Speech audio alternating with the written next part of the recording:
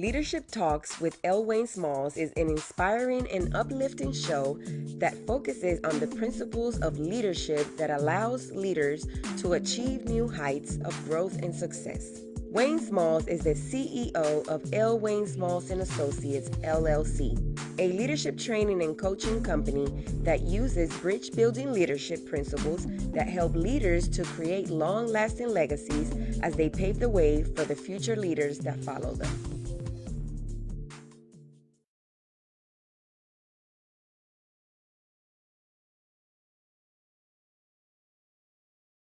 Leadership Talks with L. Wayne Smalls. I am your host, Wayne Smalls, and I am the CEO of L. Wayne Smalls Global Leadership Consulting, LLC. And it is my pleasure and my privilege to be here with you tonight to share some very important tidbits on leadership as we continue to grow and develop. But before I do that, I just want to send a shout out to all of my friends and family out there who have lost loved ones recently, including my own family. We had a loss in our family as well. So I just want to send my love, my condolences, my prayers, and all of my thoughts go out to each and every one of you that has lost someone recently. And we just want to pray together, make sure that we stay together, make sure that we just console and comfort one another, especially during these times. We have the holidays coming up. We want to make sure that we don't forget about our loved ones, our friends who may be missing someone this year that they had last year. We just don't want to forget about them. And so, again, I send my prayers, thoughts, and condolences to all of my friends and family who have lost close family members. And this is something that I often talk about. Even on this show, we talk about succession planning. We talk about legacies and leaving our legacies behind. And these times just remind me just how important that is, and making sure that my own personal legacy is being built on every single day of my life. Every opportunity that I get, I want to make sure that I'm doing something that's going to help my legacy to grow even stronger than it was the day before. So as we move into what we're going to talk about tonight, I want to focus on accountability. Some of the things that we do in our lives, they have purpose, and we want to make sure that we don't get off course. But sometimes when we get off course, we don't recognize it as fast as someone else may recognize that for us. And so it's very important to ensure our success that we have someone in our corner that will tell us the truth, that will make sure that we don't get off course. And if we do, they can help us get back on course so that we can achieve our mission, that we can accomplish our goals, and that we can build those legacies that we want to leave behind. All right, so the first thing that I want to talk about is this. We're going to have to ask ourselves some very important and hard questions to ensure that we are doing the things that we're supposed to be doing. So first, how is your personal walk?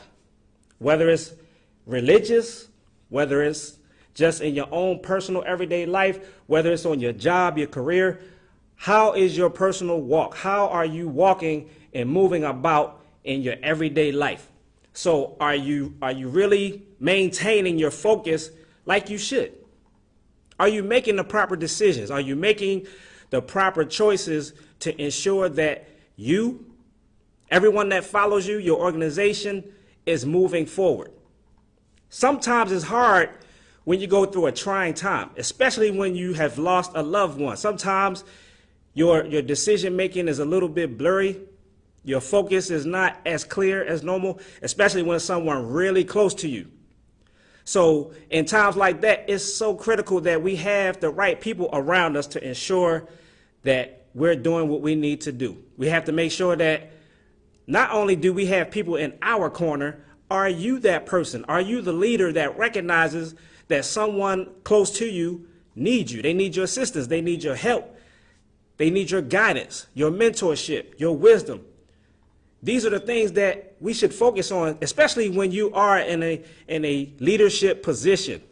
But this is not just about position. This is also about just everyday life.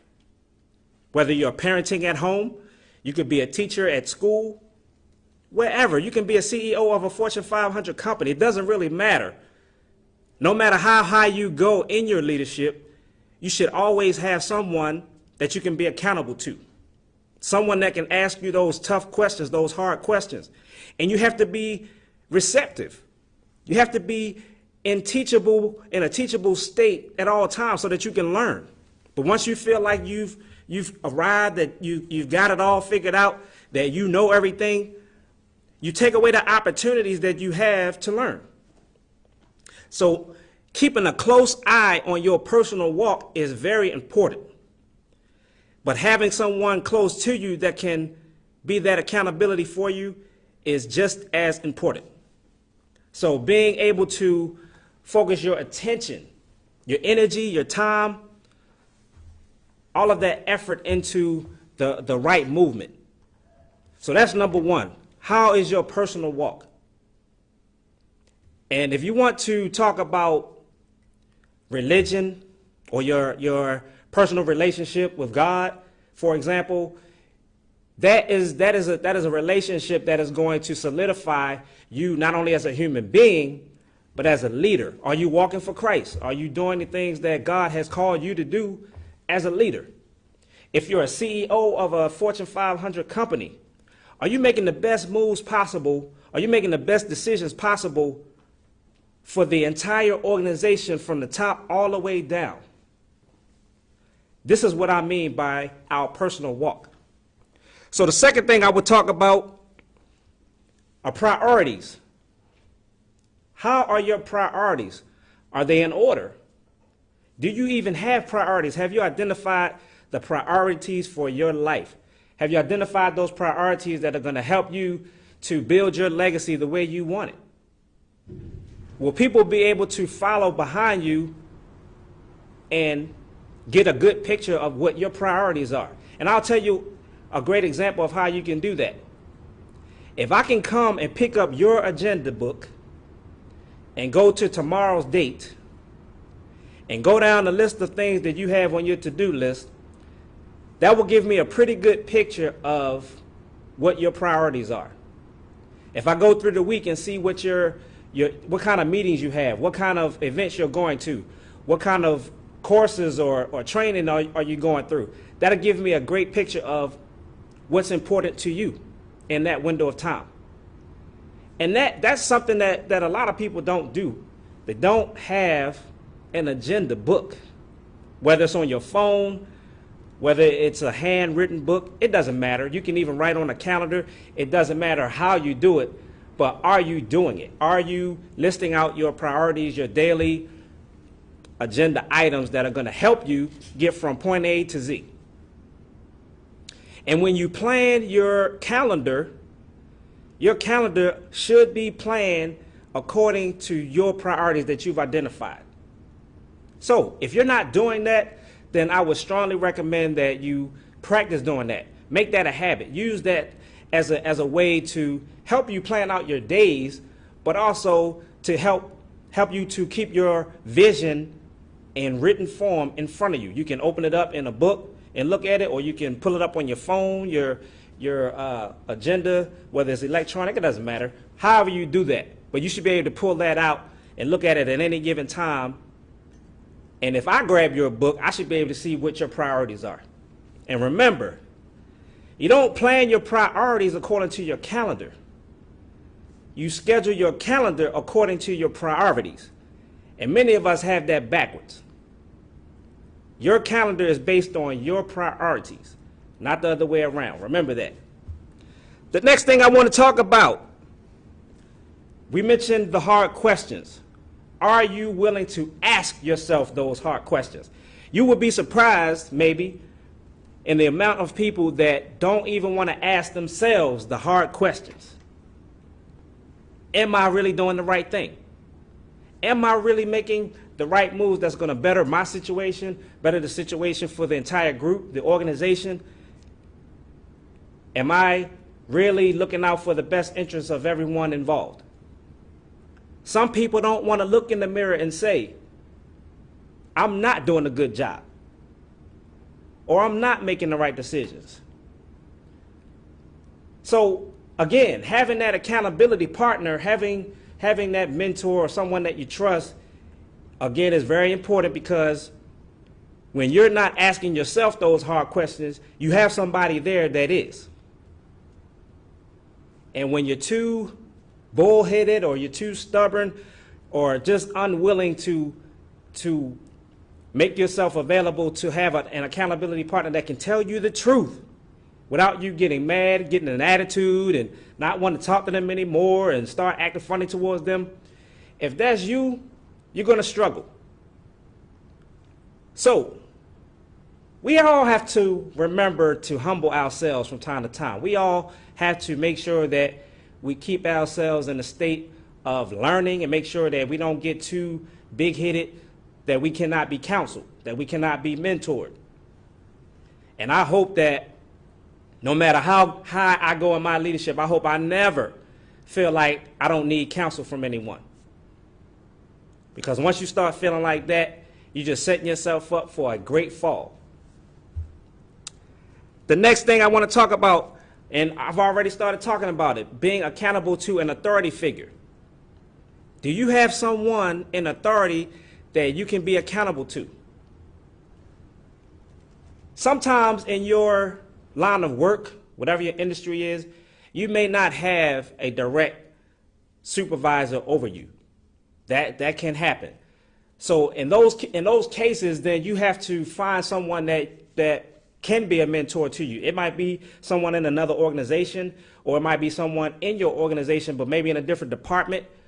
There are scenarios where you may have to find mentorship somewhere other than your direct line. You might not have anybody directly over you. But let's flip that over for a second.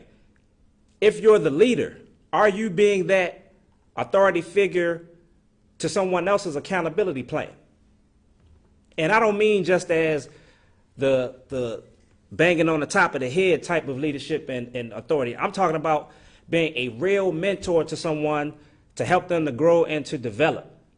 Are you pouring into this person or these individuals so that they can continue to grow and develop, not only to help you, but to help themselves and help their own individual situations? That's what mentorship is really about. But in order to be a great mentor, you must first be a great follower and protege. Who are you following? Who is mentoring you? If you don't have a mentor, you have to find one. You have to find at least one. And it's okay to have more than one. But who are you really following? Who are you really looking up to for guidance? Do you have anybody that you feel is worthy enough to mentor you? If your answer to that question is no, I beg to differ. I think that we all can benefit from some mentorship from somebody. That's just my opinion. You might not agree. I don't know. That's just my opinion. I'm just talking. One of my fathers said, Miss Barber said, there's always room for improvement. And I agree with that. There's always room for improvement. There's always some room to grow. And when we stop growing, we lose our ability to influence others. You can only fill up somebody else's cup as long as you're continuing to fill your own cup. When you continue to fill your cup, it overflows. Everybody that follows you gets the overflow. Once your cup goes dry, you have nothing else to share. Therefore, you have nothing else to pour into other people. You have nothing else to use to influence them.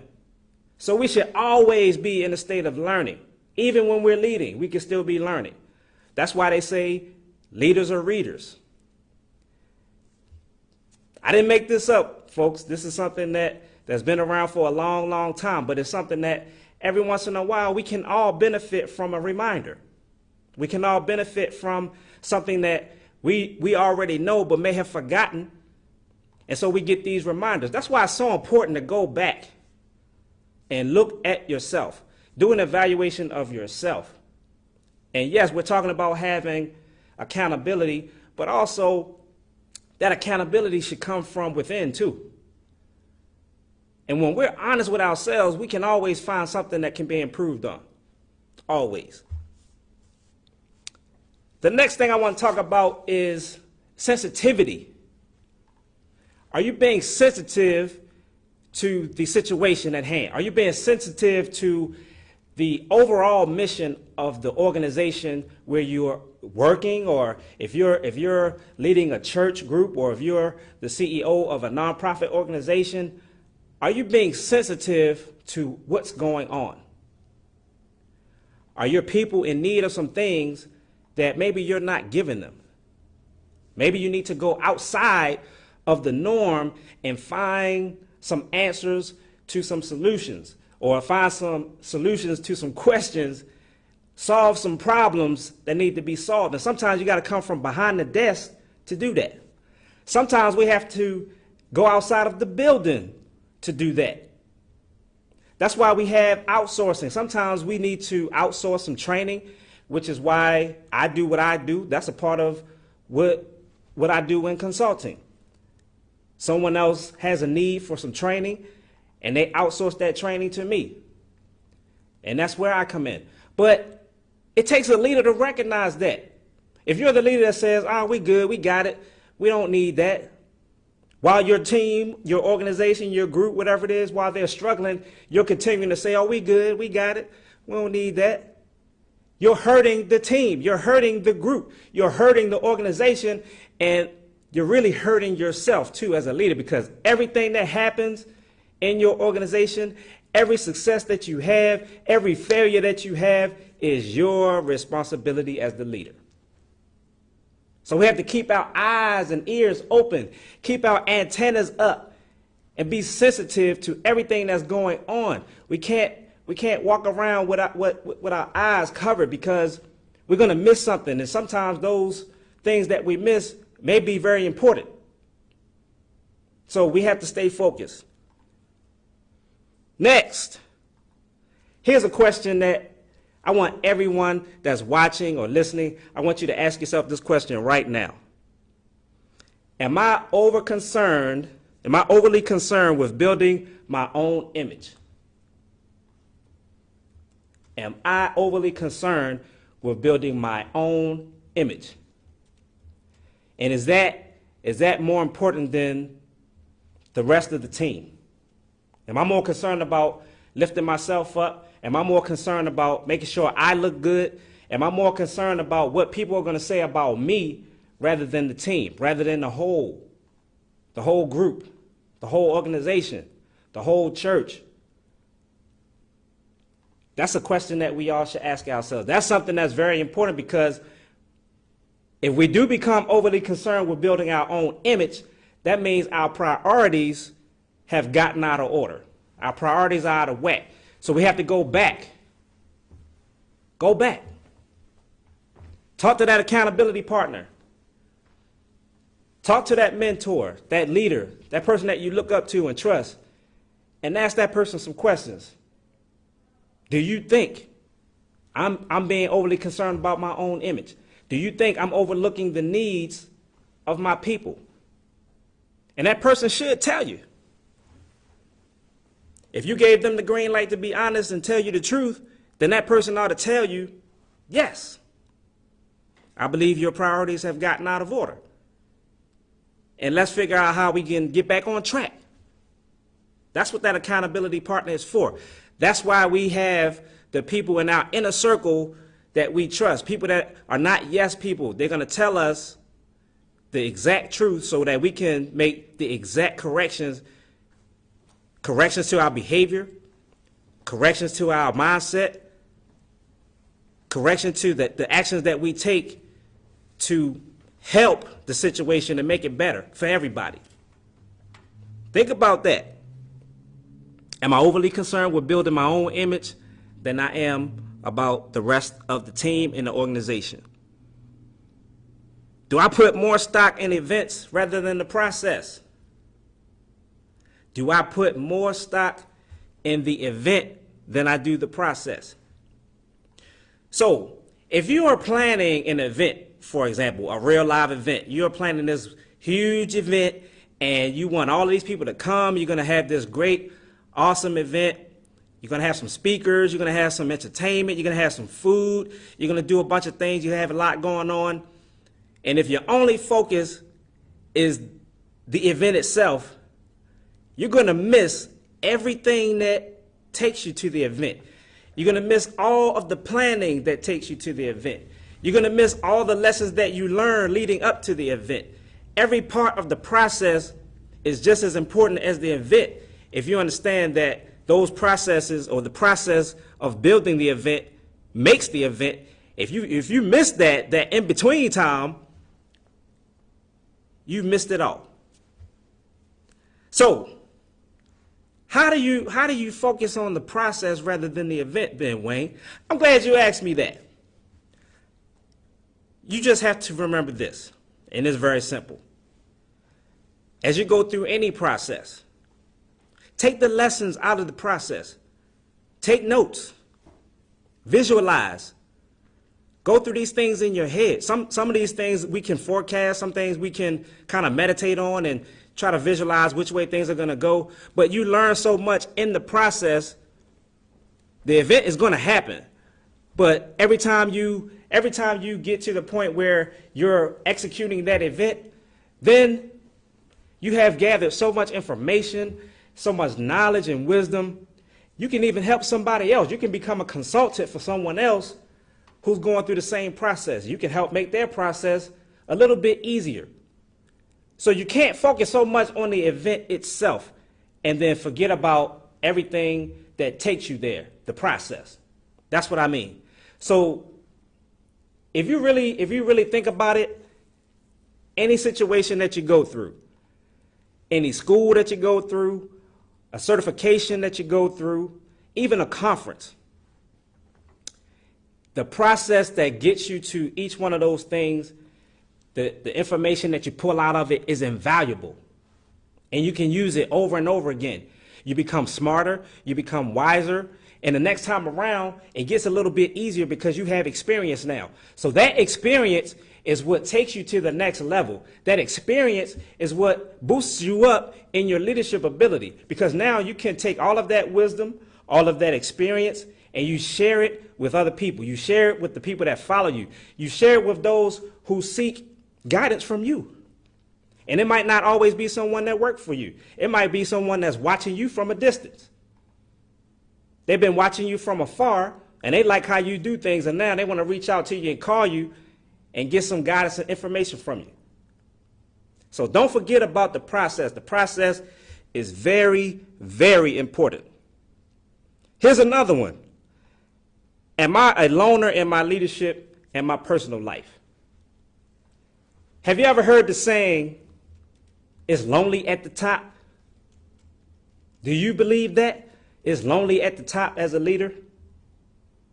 Well, it could be. But I will offer you this. As a leader, if you feel like you're lonely in your leadership, take a look around. Here's another good time for you to talk to those accountability partners, maybe your mentor. This is another opportunity for you to reevaluate yourself. Because in leadership, our objective is to grow more leaders. Our objective should be to build people up to where we are, pull them up. As we continue to climb and go up, we should be pulling people up with us at the same time. So it doesn't have to be lonely at the top. It doesn't have to be. That is a choice. That is a choice that we make in our personal lives. That's a choice that we make in our professional lives, our careers. As a leader, I want to be a leader that pulls people up with me. I don't want to be at the top by myself. But the only way I can ensure that I'm not lonely at the top, I have to continuously pull people with me as I continue to grow. And that's my goal. That's my objective. To me, that's what it's all about. We're not here to go through this life alone. No, we are here to help one another. We're here to all make it to some end together. And that's what it's all about. So I got a question on my social media. How do you build your image business without being consumed with it in the beginning stage? That's a very good question. How do you build your image or your business without being consumed with it? There's a fine line to that. You have to really pay attention to what you're doing. And it all starts with what I said in the beginning, getting that accountability system in place, identifying your priorities and making sure that your priorities are aligned with your mission, with your goals, where you're trying to go. And once you have that and you have all of your events and your agenda book filled out and everything is in alignment, then it becomes a little less stressful, first of all, because you're not all over the place. When you're first starting out, it's very easy to be consumed because you're trying to do everything, especially when you're not delegating anything.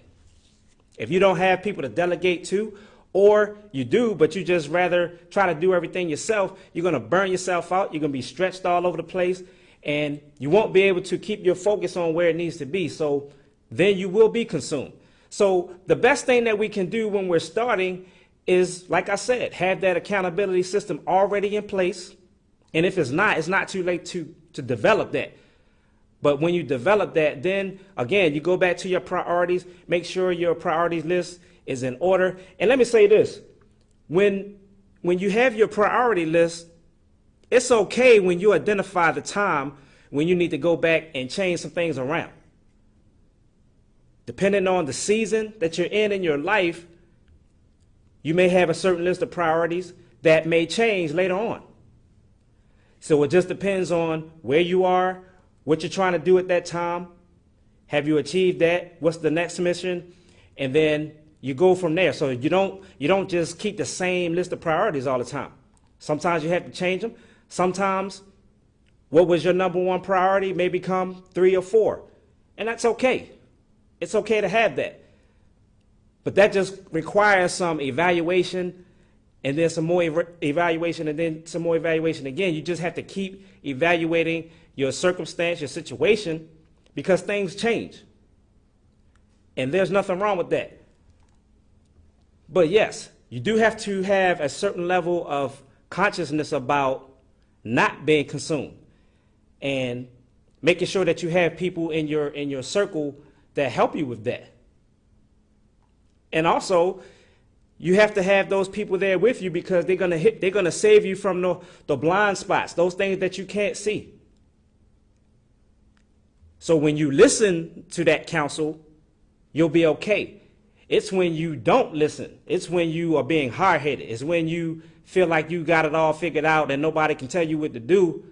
That's when you start hitting those pitfalls and potholes and having those setbacks, because you're not open to learning. You're not open to the honesty and the counsel of the people around you. So that was a great question. So let's move on. Am I aware and honest about my weaknesses? Again, we're talking about looking in the mirror, evaluating ourselves, or taking that criticism or that evaluation or that counsel from a trusted agent. When you realize that you have weaknesses, it is a crime, so to speak, to ignore them.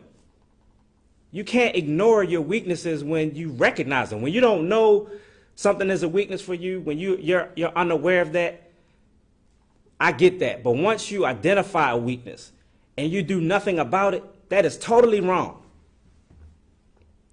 We as leaders cannot afford to ignore our weaknesses. It's going to hurt us if we do that. It's going to hurt.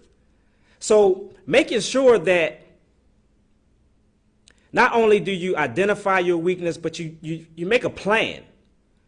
Make a plan on how you're going to attack that weakness and improve.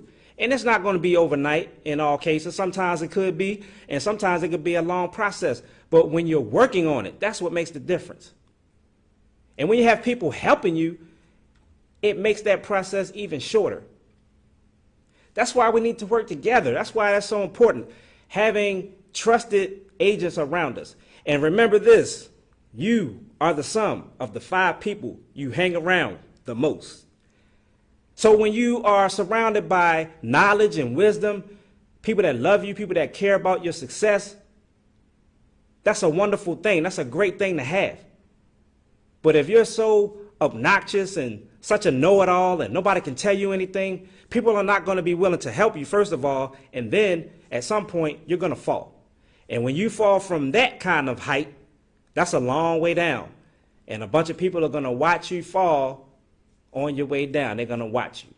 So we want to make sure that we're creating the environment not just for learning and growing, but also for helping one another in that growth process, making sure that we're not missing anything or we miss as little as possible. And finally, I want to talk about, is your calling constantly before you? In other words, are you keeping your purpose, the purpose of your life, the purpose of why you're here on this earth, are you keeping that in the forefront of your mind? Every day when you wake up, are you thinking about that purpose? Are you trying to figure out how you're going to achieve and accomplish your objective, your goal? That should be on your mind every single day. Now, I'm not saying you can't take a vacation. I'm not saying you can't have fun, but it should be something, for the most part, that's in the front of your mind, something that you think about pretty regularly. So these are the things that are going to help us grow. These are the things that are going to help us to continue to be better leaders, better human beings, better people, and treating people better, treating the people around us better so that we can all grow and learn together. And remember, we are the leaders, paving the way for those that follow us. So that's all I wanted to talk to you about today. I hope I said something that resonated with you or made you think about something that you knew already, but maybe you just forgot. I brought it back to your memories today. Hopefully, you can use these things right away and turn situations around, turn somebody else's life around, help someone else who may be struggling. And for more information, please follow us. You can go to the website, www.lwaynesmalls.com. You can reach us by phone at 910-566-0238, extension 201. And do me a favor, go to our Facebook group. We have a Facebook group, Leader Lifestyles. You can go there, follow us there for more information on everything that we have going on. And thank you to all of our sponsors who sponsor this show, L. Wayne Smalls Global Leadership Consulting, Heartspill, CCI, Leader Lifestyles, everyone. And if you're interested in becoming a sponsor, I just gave you that information. Would love to hear from you. See you next time. Take care, and God bless you. Leadership Talks with L. Wayne Smalls is an inspiring and uplifting show that focuses on the principles of leadership that allows leaders to achieve new heights of growth and success. Wayne Smalls is the CEO of L. Wayne Smalls & Associates, LLC, a leadership training and coaching company that uses bridge-building leadership principles that help leaders to create long-lasting legacies as they pave the way for the future leaders that follow them.